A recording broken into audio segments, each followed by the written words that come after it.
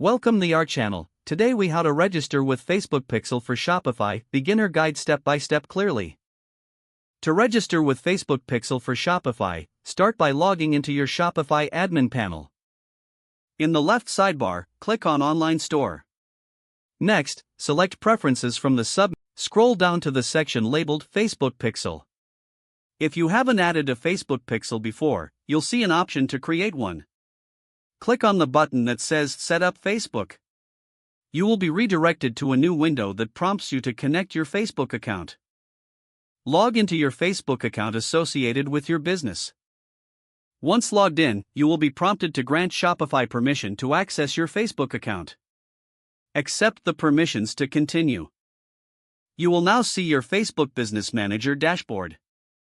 If you haven't already created a Facebook Pixel, click on the Create a Pixel button. Follow the on-screen instructions to create your pixel. After creating your pixel, copy the pixel ID provided by Facebook. Return to your Shopify account. In the Facebook Pixel section, paste the pixel ID into the designated field. Click on Save to apply the changes. To confirm that your pixel is working correctly, you can use the Facebook Pixel Helper Chrome extension.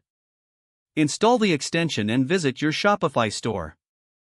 The Pixel Helper will notify you if your pixel is active. Once verified, your Facebook Pixel will begin tracking customer interactions on your store.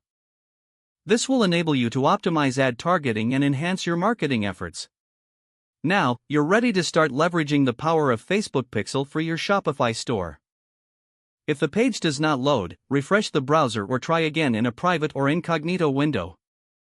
Make sure you are using the correct email address, then retype it carefully to avoid small typos. If your password is not accepted, use the reset option and create a new strong password you can remember.